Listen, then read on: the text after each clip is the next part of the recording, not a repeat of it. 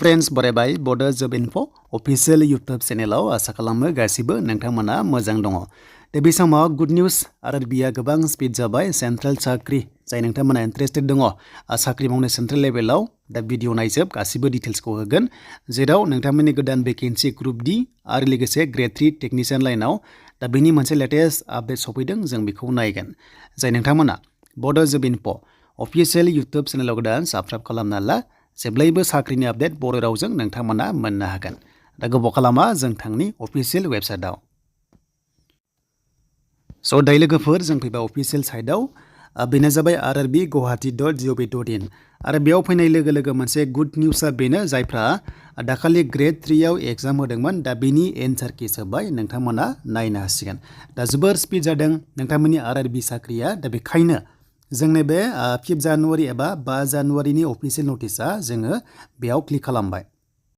दा बेयाव क्लिक खालामनाय लोगो लोगो जायफ्रा टेक्निशियन लाइनाव एप्लाइ खालामदोंमोन जेरै ITI गोनां बा गुबुन गुबुन डिप्ल'मा गोनां नोंथांमोननि एन्सार किसआ नायनो हाबाय।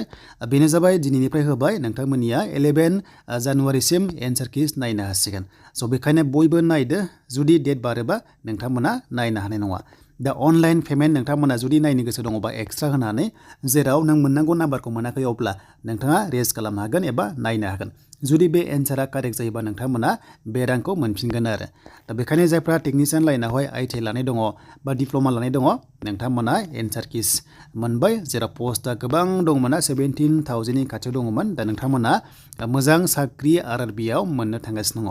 स' बेनिफ्राय ग्रुप D आरो लोगोसे नोंथांमोननि ग्रुप D साख्रि फैगासिनो दङ बेनो जाबाय 32,000नि बारा दङ। दा बे आसाम स्टेटआव बेसेबां थागोन एबा नटिसआव बेसेबां दङ जों बेखौ दायो डाटाखौ नायनोसै। दा बे जाबाय ग्रुप D जेराव नोंथांमोना ग्रुप D हेल्पार हिसाबै साख्रि मावनो हागोन।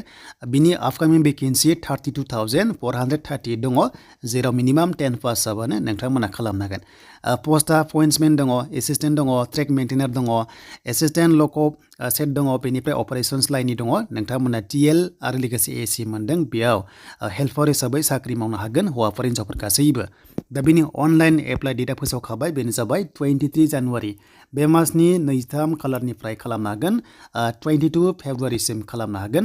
बैसोआ 18 निफ्राय 33 बा 38 इयार्ससिम नोंथांमोना जोंनि STआ एप्लाइ खालामनो हागोन। एग्जाम फिसा 250 होनांगोन। सिलेक्शन प्रसेसआ बेनो फार्स्टआव नोंथांमोननि अनलाइन एग्जाम जागोन आरो बेयाव पास जायोबा फिजिकेल टेस्ट दङ नै बेखौ नोंथांमोना नायदो। स' बेनिफ्राय नोंथांमोननि सिलेबासखौ नायखादो जे 100 कुइसन फैगोन 90 मिनिट्स टाइम मोनदों 1/3 नेगेटिभ मार्किं दङ।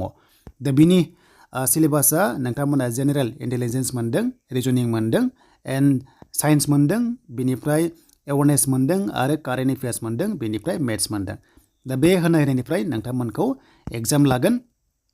एग्जाम सेन्टार गुवाहाटी, तेजपुर, जरहाट, सिलचर, डिब्रुगड़ आरो क'क्राझार जानाय चान्सआ दङ।